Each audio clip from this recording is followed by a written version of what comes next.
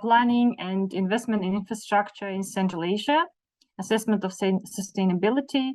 I hope it's our first session, so next year we can have another session. And this session is delegated to our SIPA project in Central Asia. And therefore, I would like to give the first welcoming speech opportunity to our OECD SIPA team lead, Peline Atamer.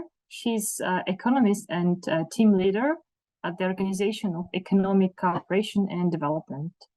So Peline, please, floor is yours. And then I will allow our dear Dean of Graduate School of Development of the University of Central Asia, Christopher Gerry, to welcome all the participants.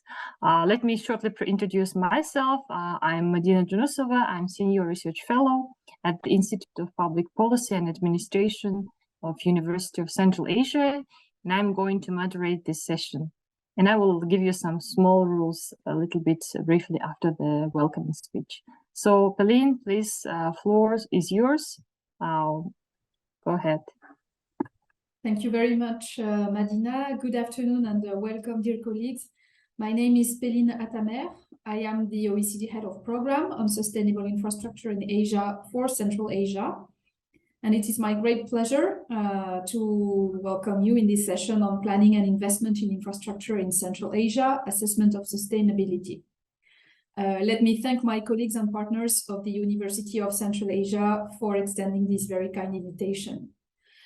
The discussion is very timely as we're heading toward COP27 to discuss countries' progress towards their net zero emission objectives, while ensuring a just transition to a carbon-free economy that works for all. The challenge that we face is immense. According to the IPCC, at current rates of emissions, we will surpass 1.5 and 2 degrees of global warming within this century, leading to catastrophic impacts on human life, as well as the biodiversity and ecosystems worldwide. So now is the time to act together. Infrastructure, how we light, heat, and power our homes and businesses, how we move from place to place, how we plan our cities, account for 60% of greenhouse gas emissions globally.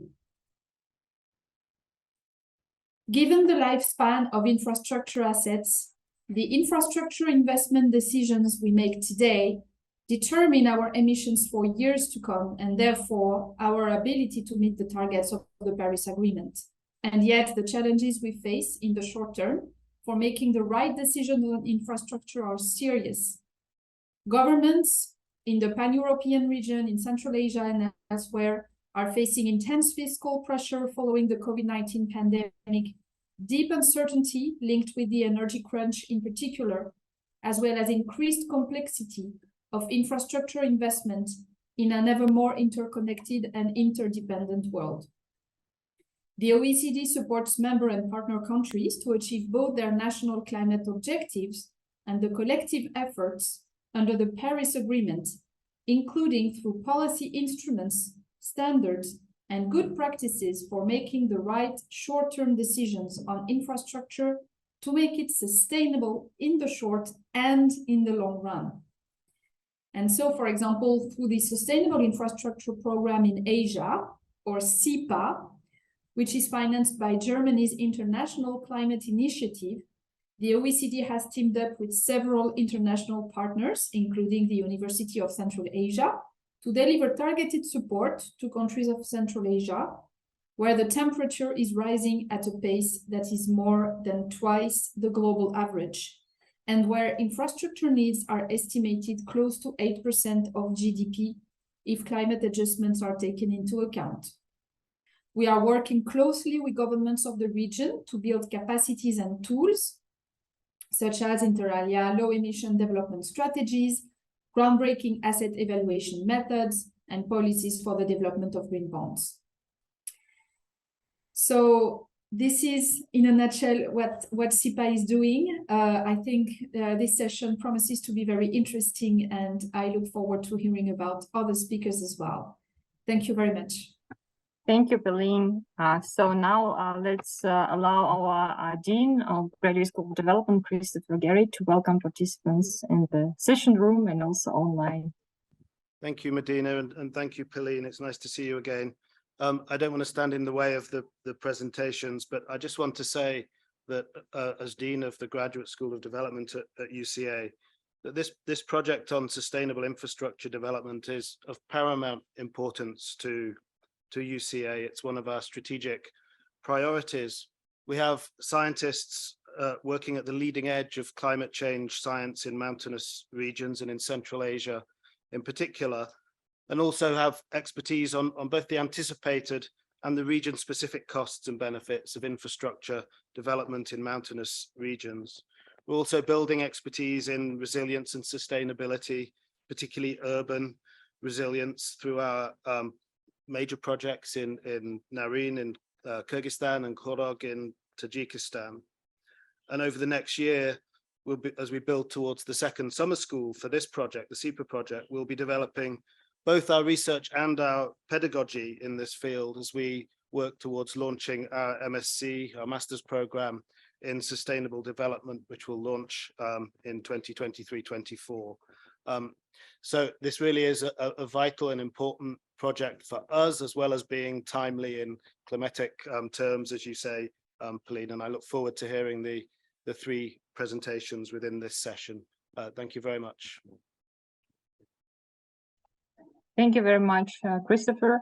So Peline, now floor is yours again. So you can start with your presentation. It will be shared on the screen. And you have around 20 minutes, so I hope you will finish earlier so that we have more time for discussion. And I will be reminding you on the chat so that you are on time. And then we have also other two speakers. So we're going to have three presentations today, and then we will finish with the discussion. So Peline, please, I will just address our technical support. Выведите на экран, пожалуйста, презентацию Peline на русском языке. So they will share the screen. Thank you, Madina. I will do my best to do an efficient presentation within the time limit. We can already move to the next slide, please. Next slide. Thank you.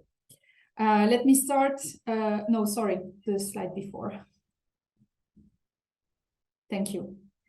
Let me start by reminding a simple fact that infrastructure is a backbone of well-functioning economies, providing connectivity, transportation flows of goods and people and services, as well as key access to key commodities such as energy and water.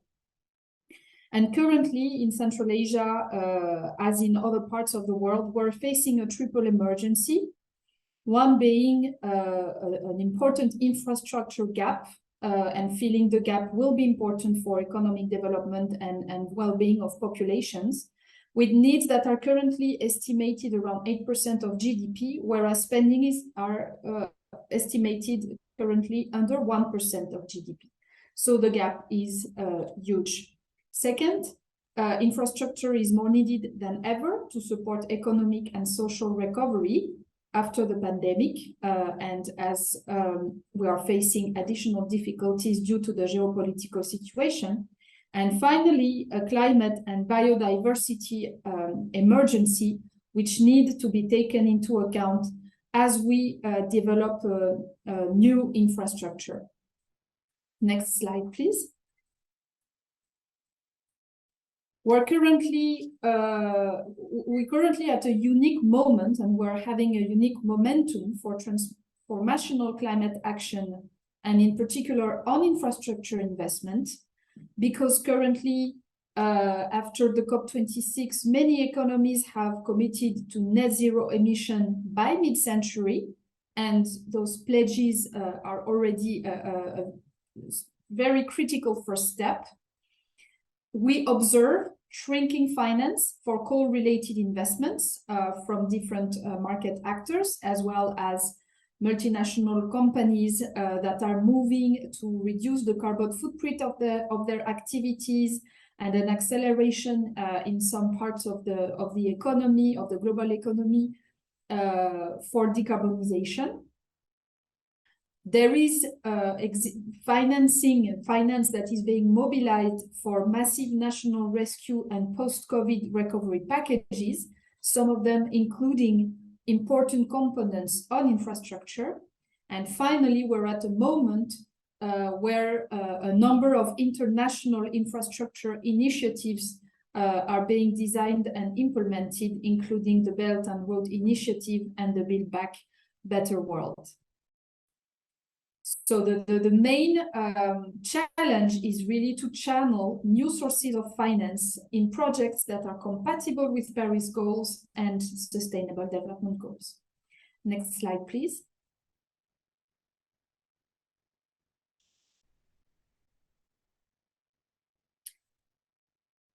So if we look at opportunities and threats for economies of Central Asia in particular, first of all, let's remind that infrastructure can have a multiplier effect. And that is especially true in countries where initial capital stock is low.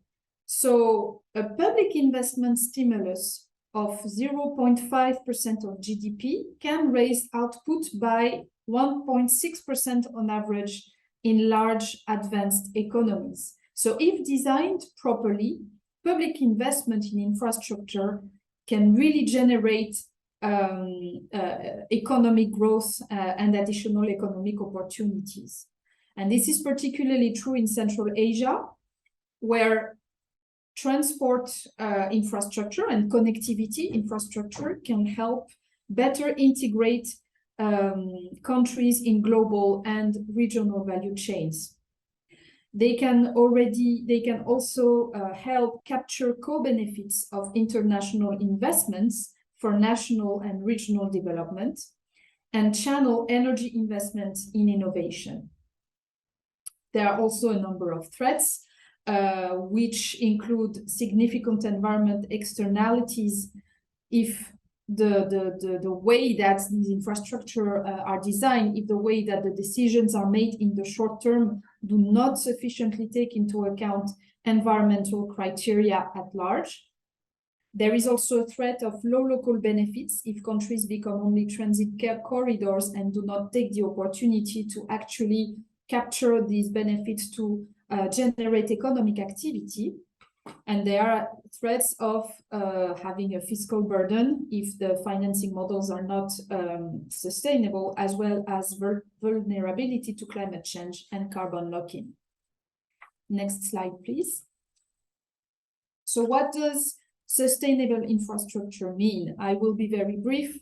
There are a number of adjectives on this slide, but what I want to highlight is that what we mean by sustainable infrastructure is that it should pursue the double objective of being in line with the Paris Agreement objectives and contribute to the objective of reducing greenhouse gas emissions toward a net zero model of economy, while pursuing the objective of economic growth and social benefits for everyone. Of course, we are asking a lot of our infrastructures. This is something I mentioned in my introduction, that as you see with the list of adjectives on this slide, we're pursuing a number of objectives with infrastructure that make them really complex systems. And so this requires having the proper tools for designing, implementing, operating, maintaining, and decommissioning our infrastructures. Next slide, please. So in this context, what is the Sustainable Infrastructure Program in Asia, SIPA? So SIPA is an ambitious technical assistance and capacity building program, which goal is to support Asian government transition towards net zero, resilient energy, transport, and industry systems, to help them leverage business and private sector investments, to support them with promoting international standards for sustainable infrastructure. In terms of activities and scope, so in Central Asia in particular, because the program has a leg on Central Asia and a leg on Southeast Asia, but today I will be focusing on Central Asia. We provide country-level technical assistance, policy dialogues, and capacity building in Kazakhstan, Mongolia, and Uzbekistan. And we also have a pillar on regional and international peer learning through regional conferences, trainings, and workshops. And we do that with a number of key implementing partners, which are pivotal to deliver on this ambitious agenda, including, of course, the University of Central Asia, which is an instrumental partner for establishing a regional platform of knowledge and peer-to-peer experience in Central Asia, as well as other partners that have specific expertise, knowledge, and tools for raising capabilities in a number of areas, such as, for example, the IISD, the WWF, the UNDP, or IDRI. The implementation of the project started on the 1st of October 2021 and will finish in October 2025. Next slide, please. The project works on 4 transformative areas in which we expect outcomes to be delivered. And the objective is really to intervene at all stages of the investment cycle in infrastructure. So the first transformative area is planning. And here we support countries with their long-term strategic infrastructure planning, as well as project-level evaluation and prioritization. And on the right of the slide, you can see the logos of the implementing partners who assist us in these specific with these specific objectives. Second is enabling policies in energy, transport, and industry. And on this transformative area, we focus on decarbonization pathways, on clean energy, finance and investment, and on greening energy-intensive industries through, for example, roadmaps on new technology development, such as green hydrogen. The third transformative area that we look into in our project is the mobilization of financiers and businesses. And for this, we promote sustainable finance principles, as well as the methodology, the OECD methodology of due diligence for responsible business conduct, as engaging with the private sector to develop sustainable infrastructure is, of course, critical. And the fourth transformative areas, and I have already mentioned it, is the regional and international peer learning, an aspect in Central Asia that we develop in close cooperation and partnership with the University of Central Asia. Next slide, please. So to take a step back and if we are to really talk about the overall objectives of the program, those are really to create a Central Asian community on sustainable infrastructure, gathering decision makers, practitioners, and experts. And second one is to engage key participants in Central Asia across the whole infrastructure project cycle, from upstream strategic planning, investment project preparation, financing, implementation and delivery, and I should even add end of life of the assets. Next slide, please. So this slide is meant to provide you with selected examples of outputs. The first output on strategic infrastructure planning and project evaluation so far has led to the delivery, to the support to the delivery of Kazakhstan's low emission development strategy to 2050. And we aim to work with Uzbekistan and Mongolia on helping them either kickstart a process or develop similar strategies to reach their net zero objectives.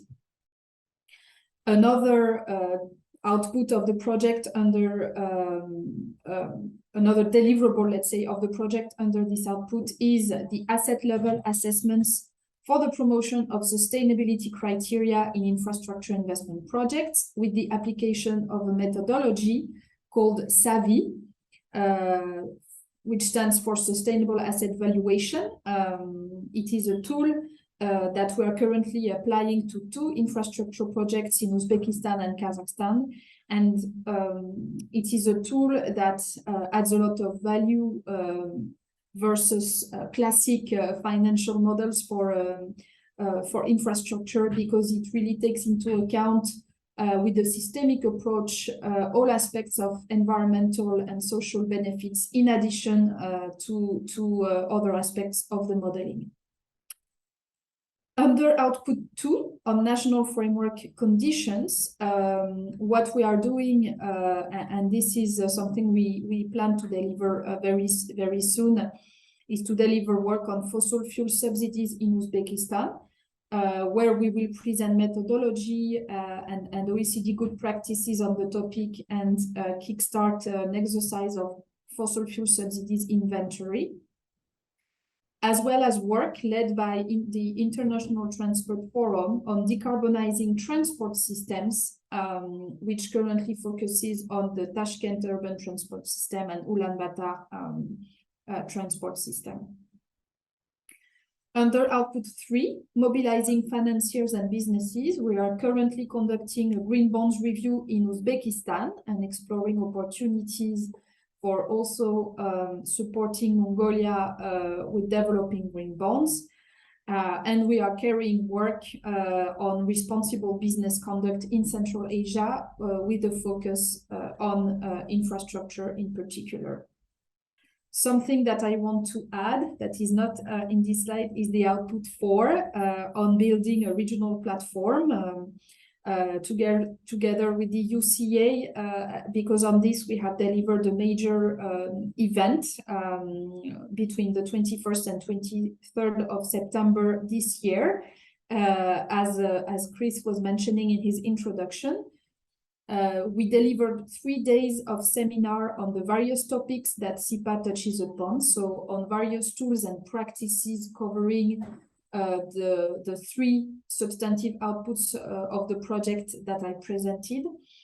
We gathered more than 20 speakers for an audience of 25 policymakers from all Central Asian countries. And we plan to reiterate this experience and to have a second summer school in June of 2023. So with this, I will finish my presentation. Thank you very much. Thank you very much, Peline. Perfectly in time, as usual. So now we have, I actually would like to change the order because one of our speakers is still on the way to be connected. And so let me introduce Roman Vakulchuk. He's a senior research fellow at Norwegian Institute of International Affairs, who kindly agreed to present the result of his research, which was already published in co-authored paper about the gap in Central Asian research on climate change. So floor is yours, Roman. I think our technical assistants will share the screen with your presentation. If not, I can do it from my computer. So let's a little bit wait. Should work. Yeah. Thanks a lot, Madina, for. I can share my screen. Yeah, whatever you think is. But I also see that I can share the screen. You can also share this. Okay, right. Great. Then you do this. I hope it will be the easiest. So let's see how it works. Yeah, sure. Do you see it now, right? Yes, we can. That's great. And again, you have 20 minutes, so we hope you will be in time. I'll do my best to stick to the time limit that we have. So first of all, thank you so much for inviting me. And unfortunately, I couldn't make it physically, but I would love to participate in a great conference. I think you put together fantastic panels with so many important topics. And today's presentation of mine is focused on the systematic analysis of research in the area of climate change in Central Asia. And as Madina said, this is the published work that was published by the Central Asian Survey Journal. I should say that this was a really big endeavor that took us almost 2.5 years, where we gathered all the relevant literature starting from 1991, trying to look at the relevant literature that deals with the issue of climate change in the region. So a few interesting things about this study is that there was no funding for this research. We just observed this phenomenon that whenever you go to any conference that relates to Central Asia, there's hardly any discussion of climate change. And we've been wondering why there's little attention to this topic, or even no attention, as you will see when I present some of the existing platforms. So we decided to write this and do this study in our free time. What's also interesting is that this is an attempt to bring together natural scientists and social scientists so that we would really cover these two areas, right? So what natural scientists have published on this topic on the one hand, and also how social scientists engage with this topic. So we had a colleague from Cicero Center for Climate Change Studies also in Oslo, Anne-Sophie Dalos, who contributed with her input to the study. Of course, this probably is not necessary, but just to give an idea that we covered all 5 countries, including Turkmenistan, in our analysis. And why the topic is important? Well, as we know, temperatures in Central Asia are rising faster than the global average in most of the places. So maybe I think the Arctic can compete with Central Asia in terms of the really rising temperatures.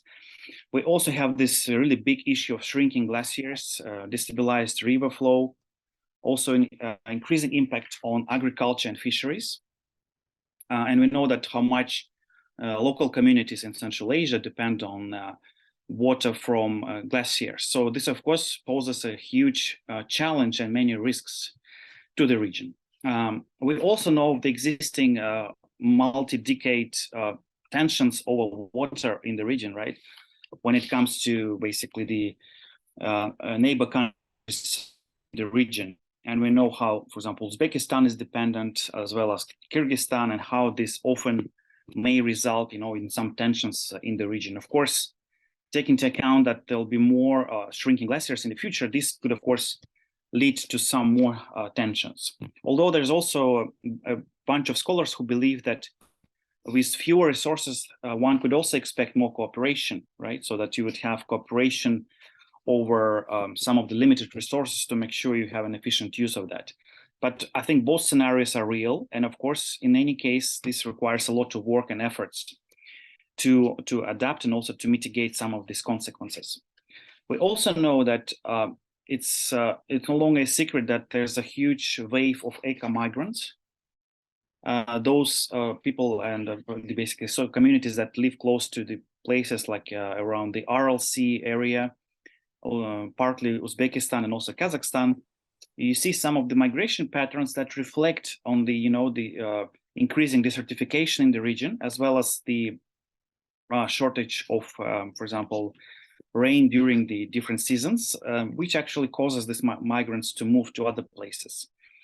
But what are the actually possible and existing socioeconomic inequalities, and also like the situation remains quite unknown, because as I will show in a moment, there has been so little analysis done on this topic. When it comes to kind of looking a bit further down the road, we will see that if nothing changes and it will be a business as usual, so it's quite likely that the average temperature in Turkmenistan will grow as much as by 5.1% average degrees. So this, of course, is a really significant. And you can see here, there's a picture from Turkmenistan showing, this famous place with the kind of constant flame from natural gas. So, I mean, we are really talking about a very significant possible increase of temperature in Turkmenistan. And this, of course, could lead to many, negative consequences for the country as well as for the entire region. So we also noted, and this was also one of our motivation factors, that the IPCC report from 2014 mentioned that Central Asia remained the least studied region in Asia. So compared to other Asian regions like East Asia, Southeast Asia, and South Asia, we see that there has been so limited research on the topic in Central Asia. And thematically, only 3 areas were covered to the extent that scientists can draw some, some observations and also maybe some conclusions, while 51 areas remained basically understudied. So there's absolutely no research. So of course, we saw that maybe back in 2014, this could serve as, as a trigger for many scientists and scholars and also Central Asian scientists to pay more attention to this issue. And we did this review, so I'll be quick in terms of our methodological approach. If you're interested, we can discuss it later. But the point is that we, of course, focused only on English literature, given, of course, the issues with the volume and the word constraints. So it wasn't possible for us to include literature in other languages, which is also, on the one hand, a limitation of our study. But still, we believe that most of the literature produced on climate science after 1991 has been mainly published in the English language. But still, I mean, we also hope that this could encourage other scholars to look at the literature in other languages. Then we looked at both academic publications, but also reports from international organizations, and including natural sciences and social sciences. For that, we used 5 different databases to make sure we haven't missed any important sources of data and material. So you can see here this list. Then we used this quite comprehensive, I would say, list of keywords to make sure in our search we don't miss any relevant publication on the topic. So we basically tried to include any aspect that relates to climate change in Central Asia. And then, of course, we connected it through the Boolean search with the keywords that relate to the geography, so Central Asia, and then you can see this list of Central Asian countries. What we found is that when comparing natural sciences to social sciences, the first conclusion is that there are more works and more studies done by natural scientists. And they, of course, mainly relate to the issues about the glaciers, kind of the very thorough analysis of shrinking glaciers, as well as basically the interaction with the local ecosystems. And in terms of social sciences, the trend has been somewhat similar, but of course at a lower degree. So for example, when I talk about social sciences, I mean looking at the economic, political, social impact of climate change in the region. And you can see that somewhat after 2011, there has been a big spike in terms of interest from natural science. And we believe this could be caused by, more active engagement of UN agencies as well as other international organizations in Central Asia. But then, of course, IPCC identified this gap, right, back in 2014. And we still see that it didn't really cause, or triggered any substantial interest towards this issue, neither from natural sciences nor from social sciences. Moreover, what we did, we looked at the 8 leading journals that publish on Central Asian affairs. And you can see that, well, first you will see the journal name, then you will see how many articles they published totally. So since 1991. And then you see how many articles are on climate change. And of course, you can see the numbers is really minimal, if I can say so. And well, basically we talk about 1 or 2 publications overall. And it's only Eurasian Geography and Economics has been mostly dedicated to this issue. They published 22 articles. Although I should say those articles are mainly related to the environmental issues in general, not really, so they basically touch upon climate change only indirectly. So in that sense, we can't really speak that those articles are primarily focused on this issue. And so as you can see, we decided to submit this article to Central Asian Survey, since we believe it's one of the main journals that well, speaks to the entire community of scholars in this area. In terms of disciplines, you can also see that, for example, sociology, economics, geography have been more or less covered by social science. But again, we talk about very limited number. But then in terms of anthropology, international relations, it's very miserable. It's like 4 and 2 publications total. But we know that actually the field of Central Asian studies has been heavily dominated by anthropologists and also by people from the international relations since 1991. Because most of the publications have been, and also if you go to any conference, you will see most of the panels and sessions focus on the different issues of anthropology, culture, and international relations, politics, security also, but still very little attention to climate change. Then in our study, we also tried to divide to see who did what, right? So you can see how many people published on which topics. So in terms of social sciences, you see that water resources and then economic impact have been somewhat studied better than other topics. But of course, I mean, here we see like a mismatch, right, between the socioeconomic importance of some of the issues and the number of publications. So here we see that migration just got attention only in 4 publications. So it's 4 people that studied the impact of climate change on migration movements in Central Asia. Moreover, like in one of the most studied topics on Central Asia has been security, like since 1991.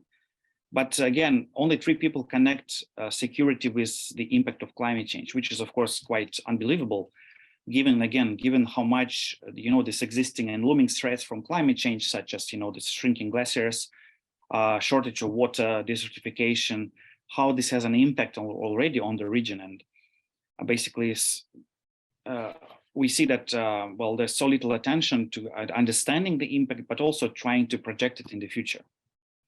Also, we know that the increasing temperatures, even like by 1 or 2%, have huge impact on health.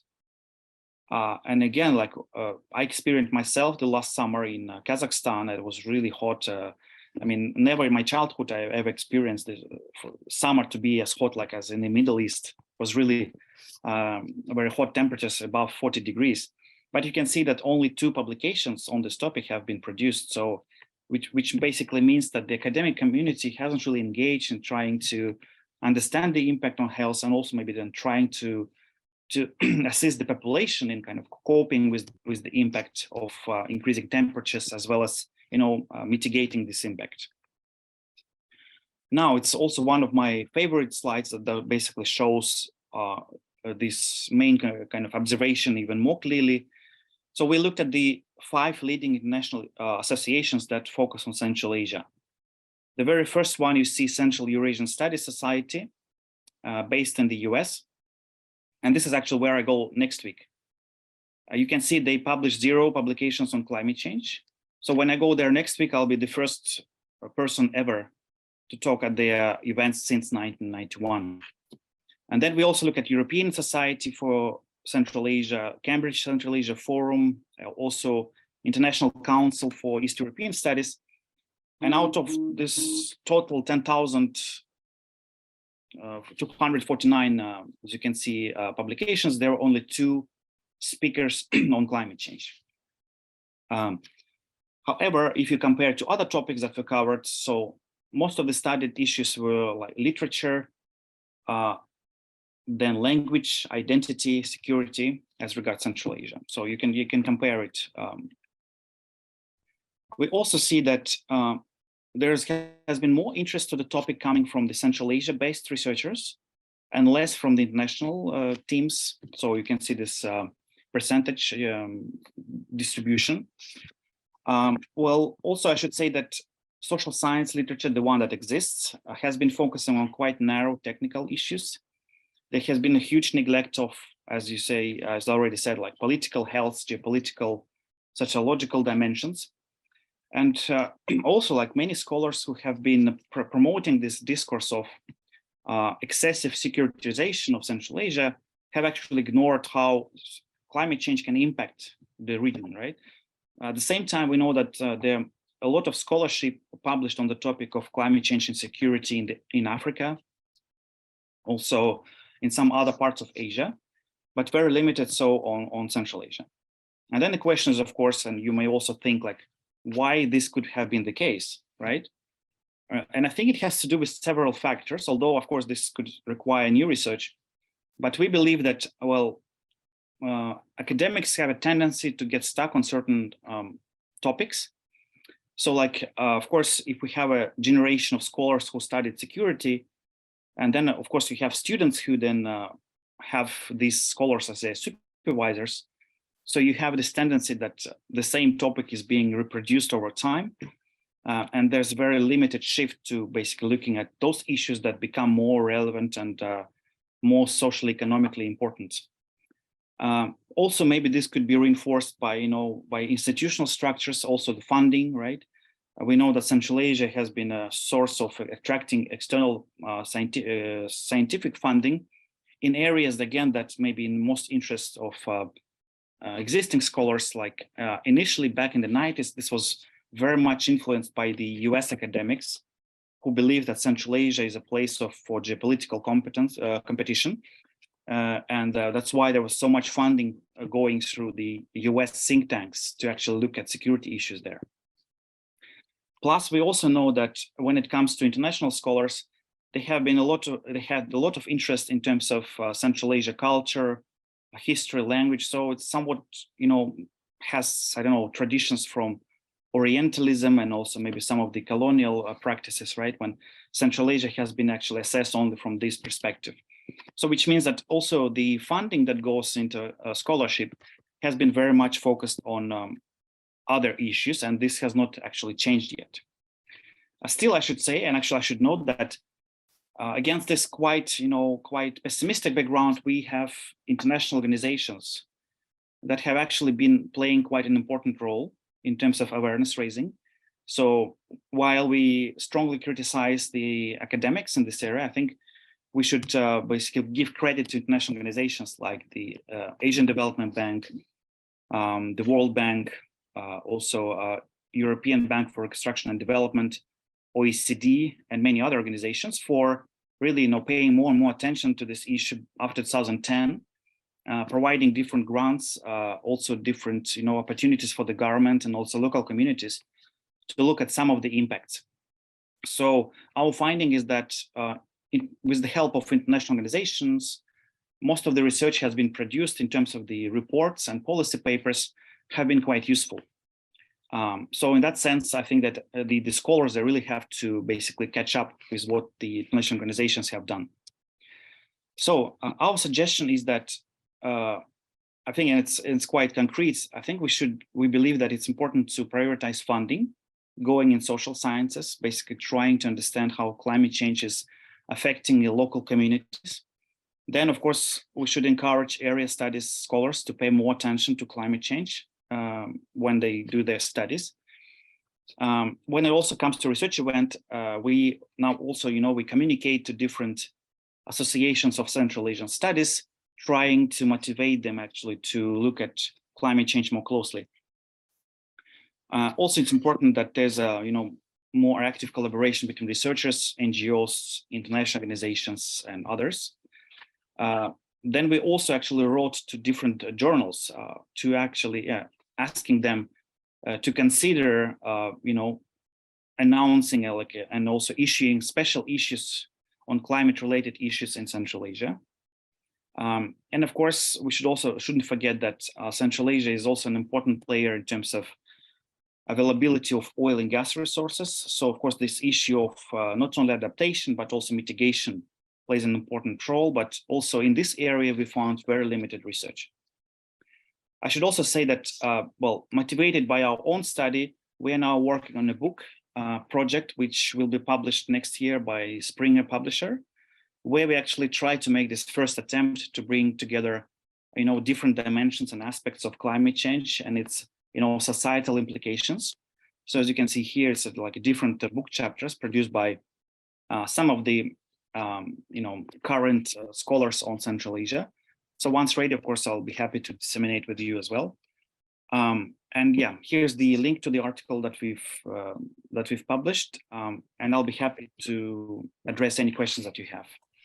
Thank you for your attention. Thank you very much, Roman. It was interesting, and it aligns with the objective of our SIPA project. that we're trying to fill this gap and also facilitate the knowledge network in the Central Asia, bringing together civil servants and civil society and the think tanks. And so I'm happy that you're with us, and we hope that we can also contribute to your book. So please keep us informed. Our next speaker, she will be presenting in Russian language. Aisulu Taisarinova, lecturer at Kazakh-German University. And she's also doing a lot of practical training as a CLT and FIATA companies. And she's going to talk about the impact of infrastructure projects on sustainability of transport and logistic business in Central Asia. So Aisulu, please select the Russian channel and you can start.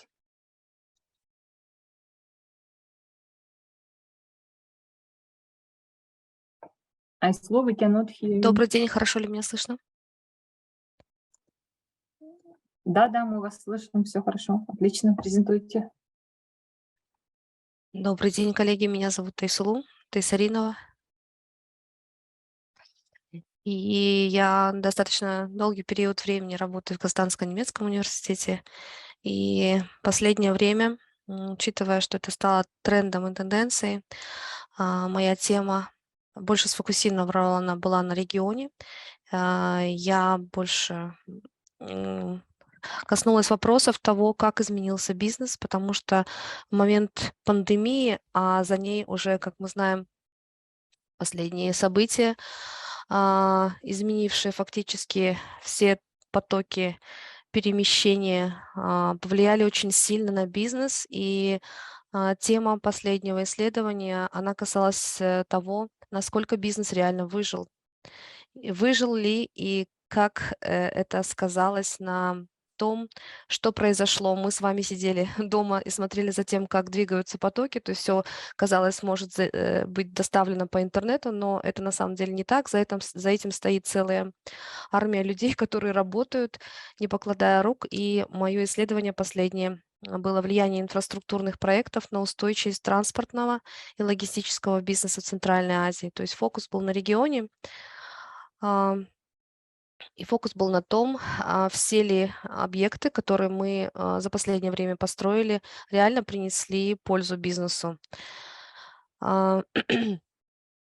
Все, что касалось, допустим, самого проекта. Проект был выполнен Королевским институтом транспорта, который сейчас аккредитован в Центральной Азии.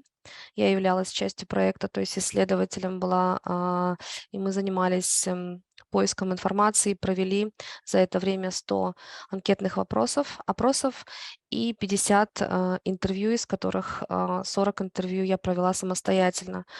Для меня было очень интересно, потому что мне приходилось общаться как с топ-менеджерами, так и с операционными работниками. В то же время, насколько мы знаем, да, вот, допустим, все, что касается Казахстана, это госработники, потому что КТЖ – это какой-то частью государственная структура, поэтому со всех сторон нужно было охватить и посмотреть, как вообще реально изменилась ситуация. Первый вопрос – это изменения в моделях ведения бизнеса, направление движения грузопотоков, реально ли осталось тем же самым или же все-таки кардинально какие-то изменения произошли. И вопрос номер 3 – цена на логистические услуги. Как это повлияло на страны Центральной Азии? Надо сказать, что центральноазиатский блок, если его брать геополитически, да, он интересен, потому что это, скажем, один из вариантов сухопутного сообщения между Китаем и Европой. Но, тем не менее, кусок достаточно большой, поэтому если брать страны, то они абсолютно по-разному себя ведут. И надо сказать, на этой картинке я хотела показать, что сравнивать их не имеет смысла, потому что это несравнимые единицы, но надо отметить, что каждая страна ведет себя в плане изменения потоков по-разному, потому что она абсолютно разная и по территории, и по численности населения, и по развитию бизнеса. и по развитию ВВП, то есть это абсолютно разные единицы, но мы, как бы так исторически сложилось, объединились в Центральноазиатский регион, и когда нас исследуют со стороны, или мы же сами, допустим, то мы рассматриваем это как единое геополитическое пространство. Я столкнулась с тем, что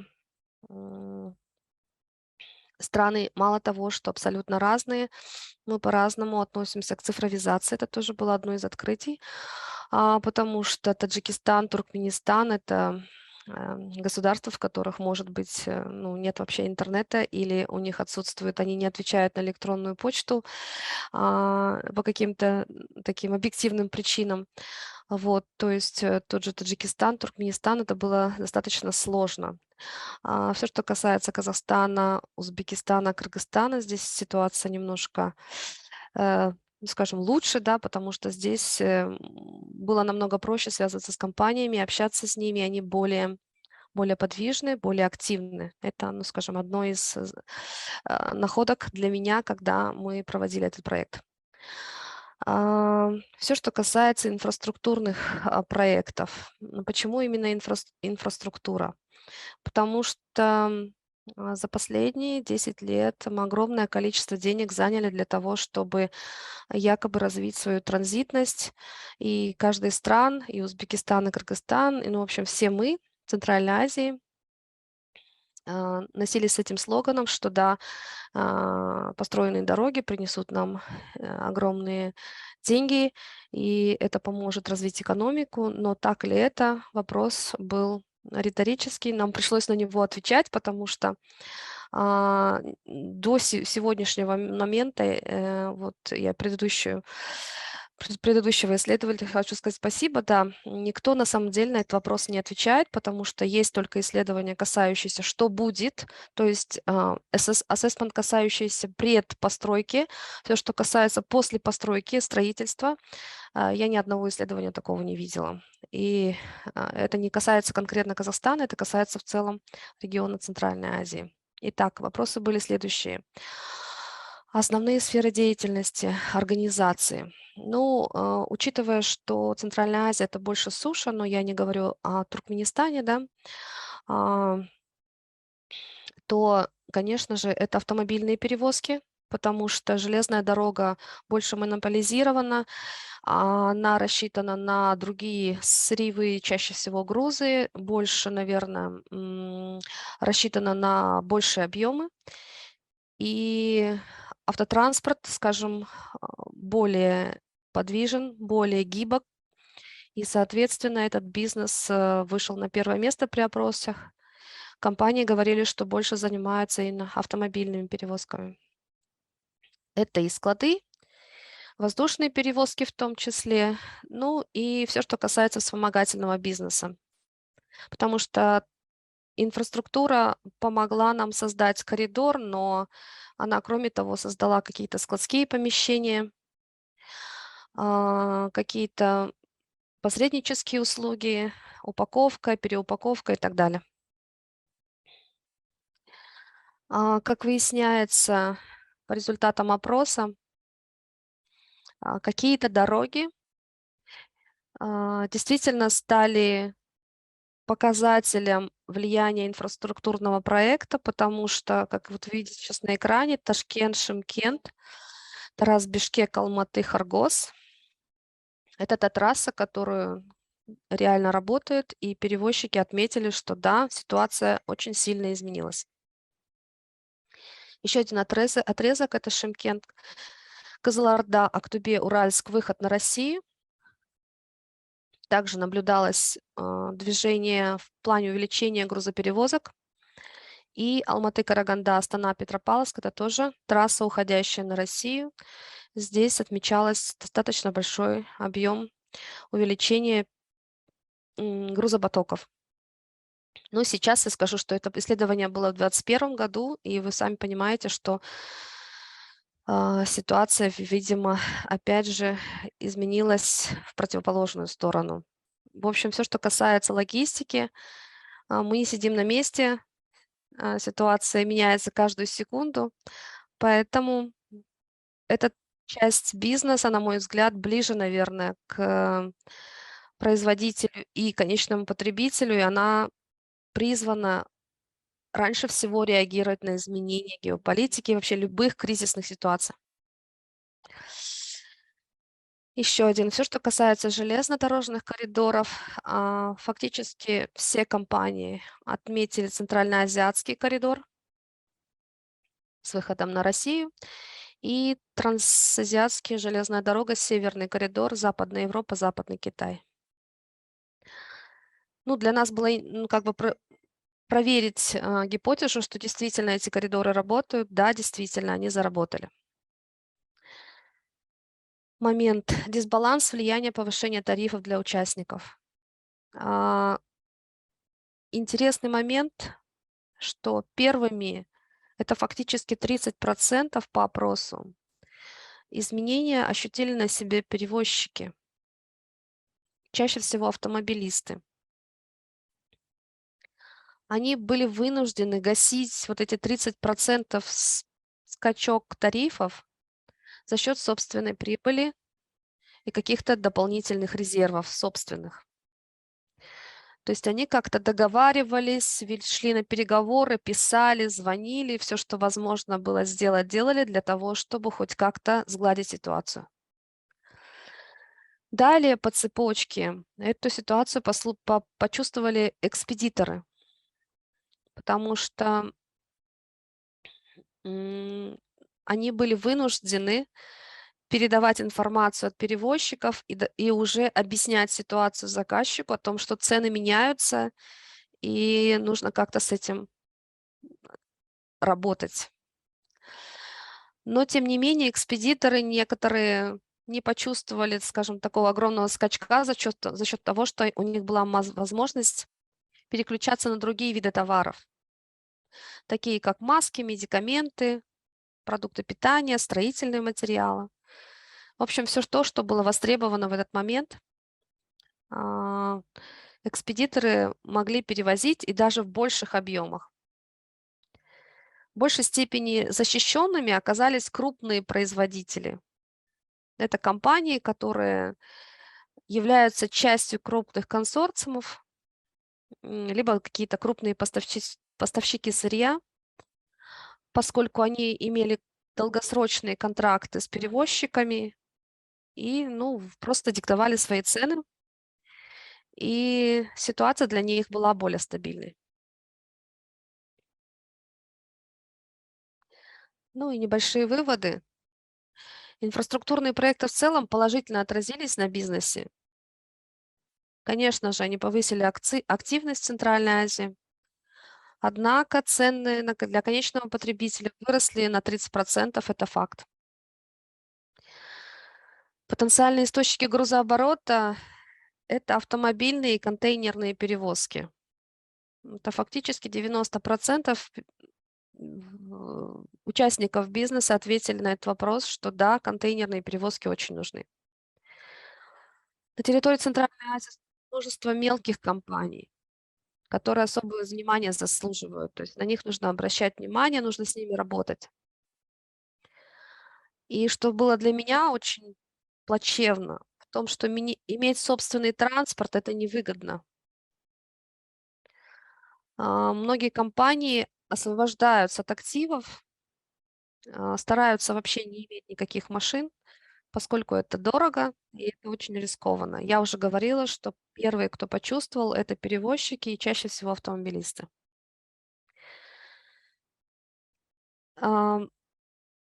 Момент, все, что касается монополии на железнодорожном транспорте. Фактически все компании отметили, что цены непрозрачны. Никто из участников перевозки не может повлиять на изменение этих ценовых политик относительно монополий. И это такой нехороший фактор, потому что когда идет конкуренция между железнодорожным транспортом и автомобильным, то автомобильный выигрывает за счет того, что железная дорога очень монополизирована. Ну и последний момент. Логистическая инфраструктура крупных агломераций не успевает за развитием транзитных потоков, что очень сильно сдерживает концепцию транзита.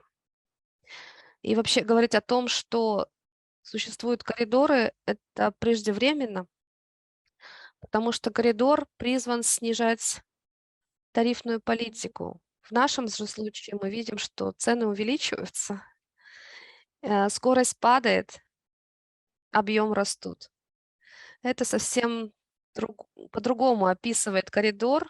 Больше это, наверное, больше еще объекты инфраструктуры, которые очень активно нужно развивать с целью снижения тарифных сеток, увеличения скорости, что для логистики является самым важным моментом.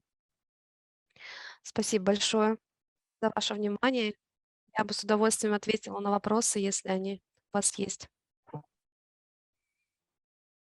Благодарю Aisulu за интересную презентацию. So now we are moving to the discussion part. Please, yeah, you can stop presentation, and we have online participants as well as offline participants. So feel free to raise your questions in Russian or English, and you can address it to one of the speakers, or you can address it to all speakers. And we have almost 20 minutes for discussion. I appreciate all the speakers for timely delivery of their presentation. And please help me in the room. I see here Chris. Chris or other colleagues will help me if there's any questions in the room. Yes, yes, please. I would have a question. So my name is Florian Betz. I'm a geographer and river scientist from University of Eichstätt-Ingolstadt in Germany. And in this role, I would have a question for Peline. And I would like to know if this infrastructure initiative considers also hydropower, and if hydropower is considered as measure for developing energy, if then river fragmentation is considered, and some environmental friendly management options for hydropower, such as environmental flow management, sediment management, which just I and also the international river science community would consider as crucial to conserve biodiversity of river. So I don't know if you have can answer that right now, but that would be an interesting point for me. Thank you. Thank you very much for. Sorry.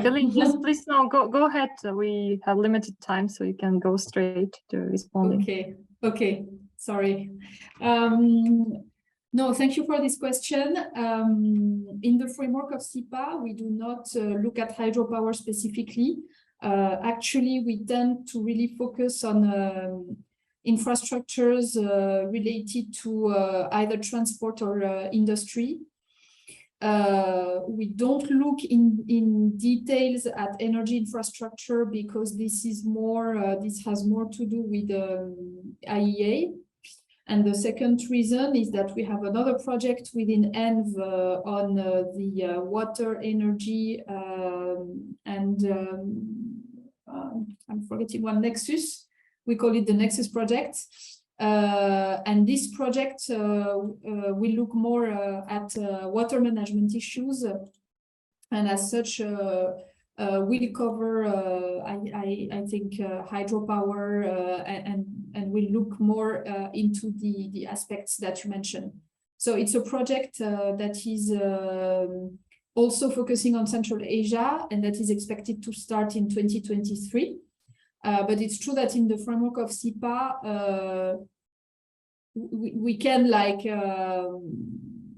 yeah, we don't go into that level of detail on hydropower specifically. Thank you very much, Peline. Yeah, there are some additional question or comment, please. Yeah, I have a question, Madina, for question stroke comment for Roman, if I may. Yes, please. Thanks for your presentation, Roman. It was really interesting, particularly as someone who's had a long career in area studies institutions. I think your presentation and the paper seems to be a critique of area studies per se, rather than Central Asian area studies in particular, or indeed of Central Asian science in particular.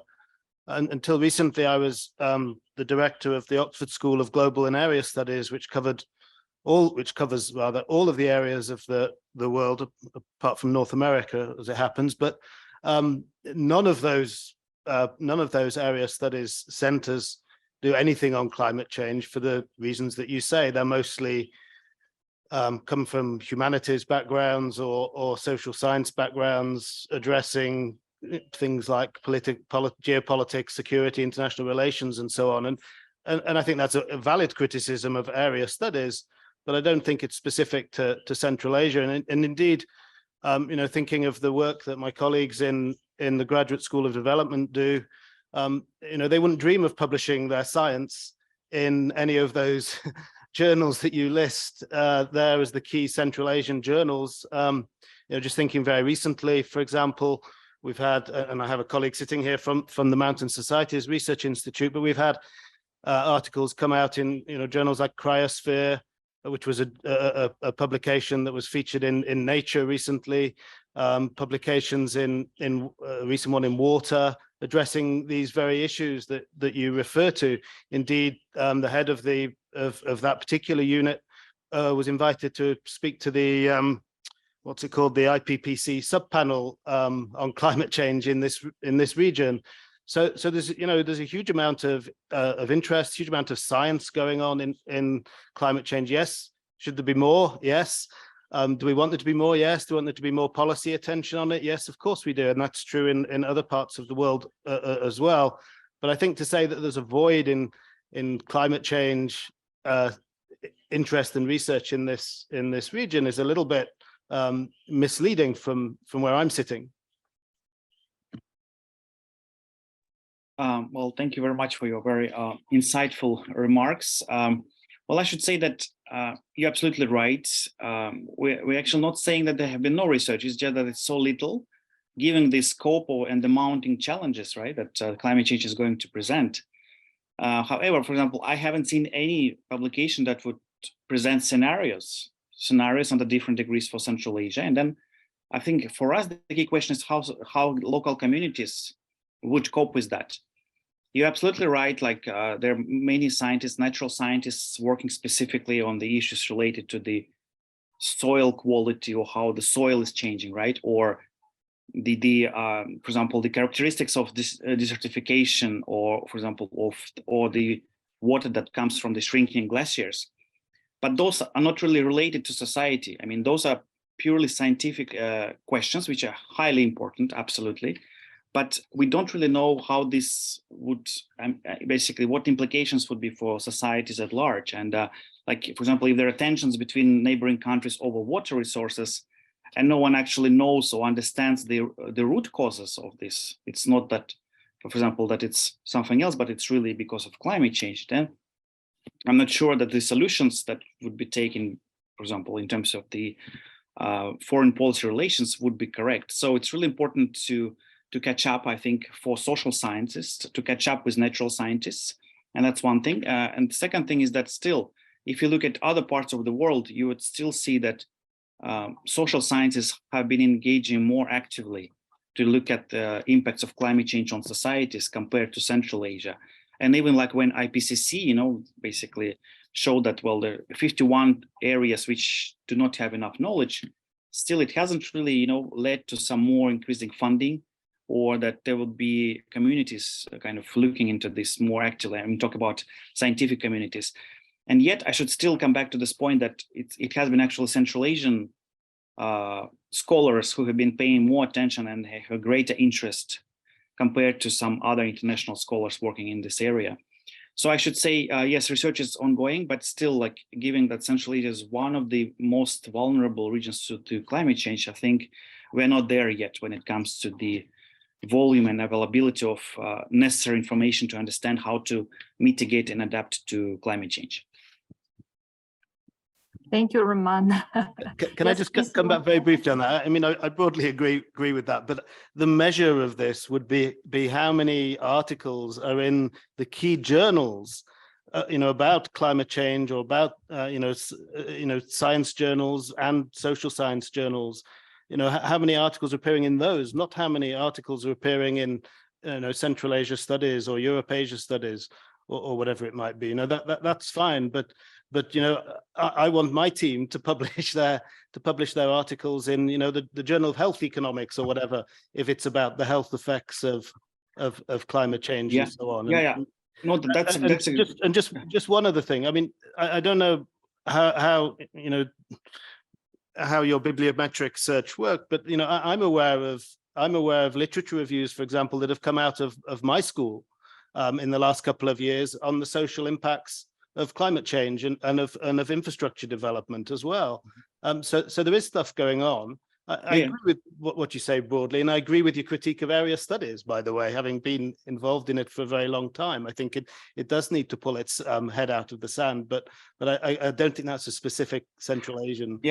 Well, thank you. I just also like to comment quickly. I absolutely agree, and it's great that you have this ambition to publish in the top journals on this topic. And if you remember, I showed you like the table, like a diagram that showed the distribution by topic. And there actually we refer to the international climate journals. So basically top leading international journals on climate change. And then of course, what I presented on a different slide showing area studies journals, this is a different basically setup. So you're right. So there are more publications in purely climate related scientific journals.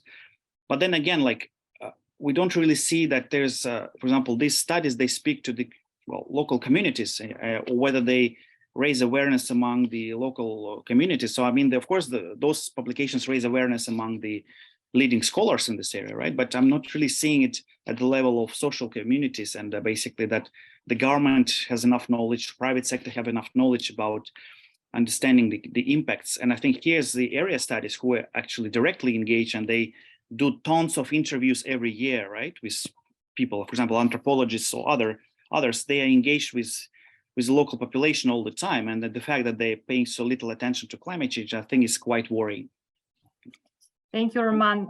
Totally agree. I think that you compare it with the scale of the impact and the catastrophic, global issue, something we do to study it, it's a very tiny thing. Yeah, we have an online question here from Inura Halmambetova. Inura, please, you can turn on your microphone and speak in Russian or English. I will take it in English if it's fine. Sure. Can you hear me? Yes, we can. Okay. So hi everyone. My name is Elnura. I am a public health specialist from Sweden, and I'm also have a huge interest in the sustainable development, especially in terms of like planetary health, because public health is very connected to the planetary health. So in that way, I'm a social scientist. I think I just want to add to the discussion between Roman and the Oxford teacher. Please. Yeah, I think the problem is that first of all, there is a lack of donor funding in climate change to Kyrgyzstan from the like in terms of aid. There is not much funding, so there is no research going on in that area.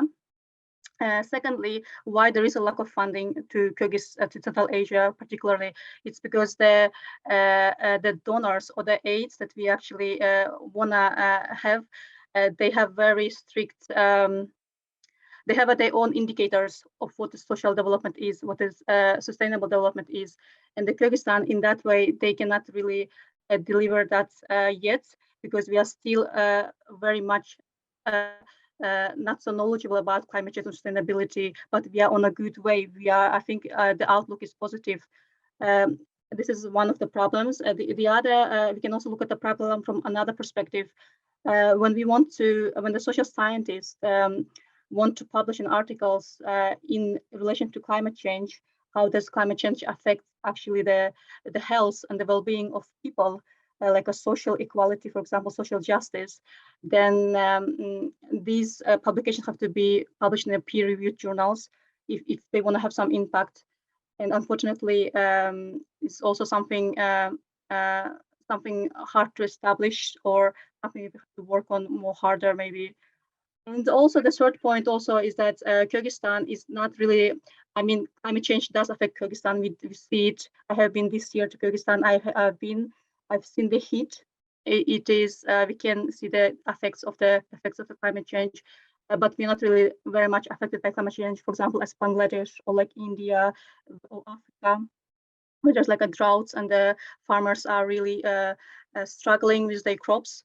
But I do believe that if we not take any action right now, if we do not mitigate the climate action right now, the Kyrgyzstan would also be the next one to actually suffer from climate change in the broader perspective. perspective. So not only the people, not only the social sustainability will be on threat, but also the whole economy, the whole infrastructure, the whole the future of Kyrgyzstan will be on threat. So that's why I really want Kyrgyzstan to develop, so we can operate together. So this is just my point that I wanted to add. Thank you very much, Elnura. We also, as Chris just mentioned, we want to focus on public health and the impact of climate change on the health of people. So we will be in touch. We have your contacts, so hopefully we will find a way for cooperation. And do we have any other questions in the session room or online? We still have time. If not, I will just invite speakers for small remarks if they want to add something to the presentations or reflect to the other or speakers' presentations. Please, you have 2 or 3 minutes for this.